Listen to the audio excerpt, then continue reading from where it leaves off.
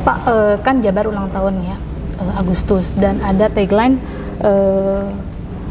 Jabar juara, Indonesia juara. Itu tuh apa sih filosofi di balik tagline itu?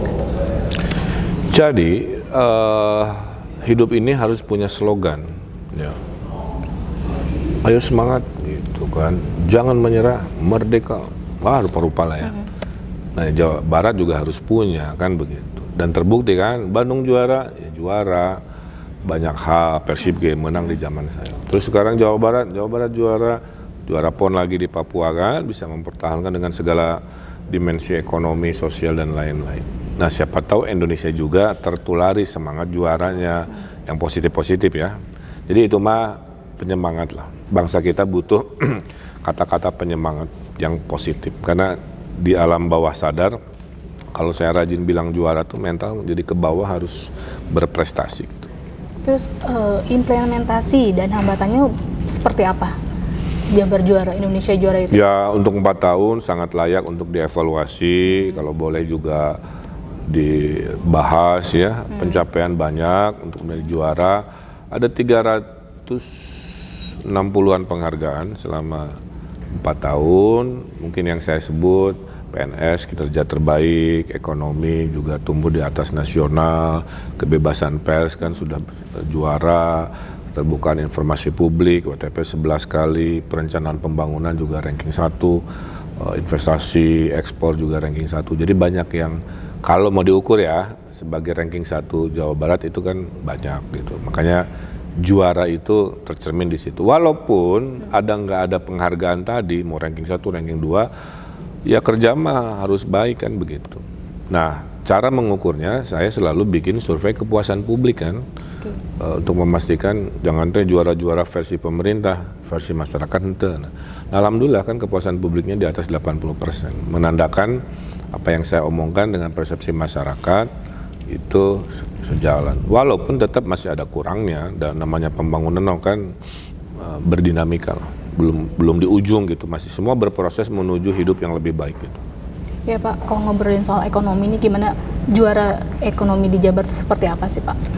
Ya kan ekonomi itu ukurannya ekspor, investasi, belanja pemerintah, dan daya beli masyarakat gitu kan. Ekspor ranking 1 kan, investasi juga 5 tahun terakhir selalu ranking 1. Daya beli masyarakat, indeks kepuasan keyakinan konsumen kan di atas 100, batasnya 100 ya. Artinya kan tinggi kan begitu.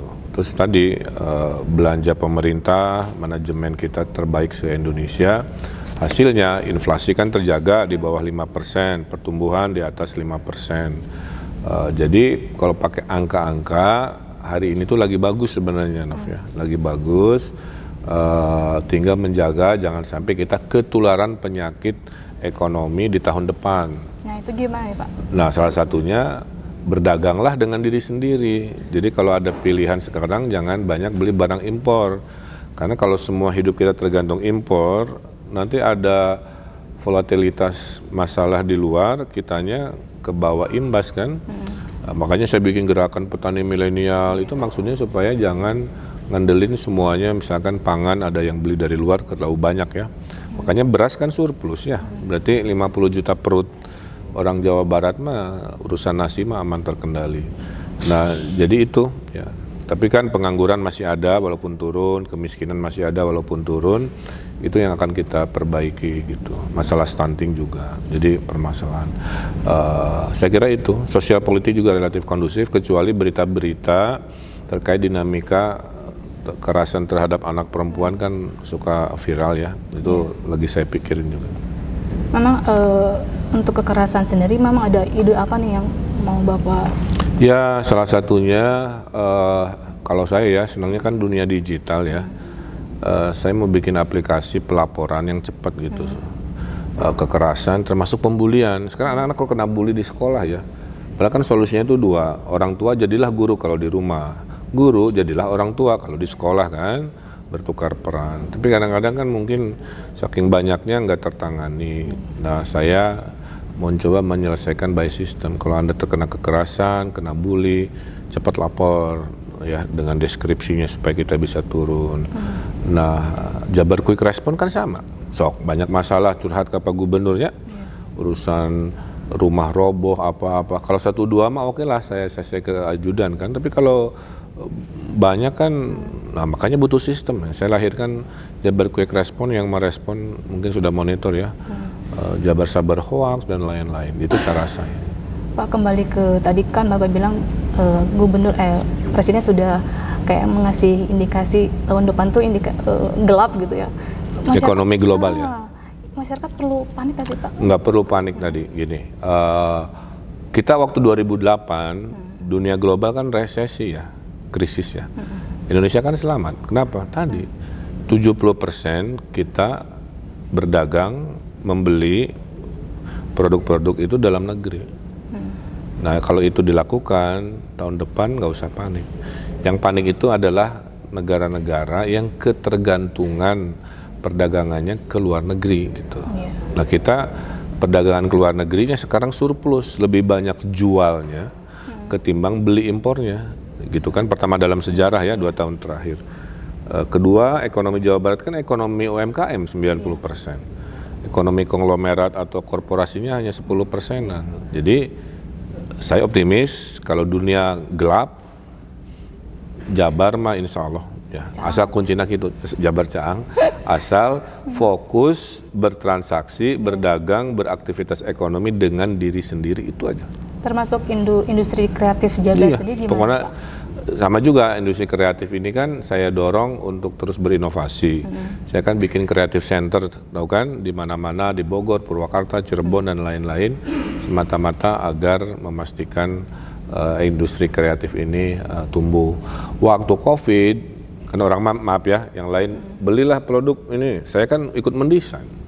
Selain mempromosikan sama juga di IG kan, ikut mendesain, makanya ada Ridwan Kamil, dan mereka laku-laku yang ada limited edition saja. Jadi intinya begini, saya mendukung industri kreatif itu karena saya juga arsitek latar belakangnya. Pokoknya naon sok, Pak bantu promosi. Saya IG story sampai hari ini 2 produk sehari, kan?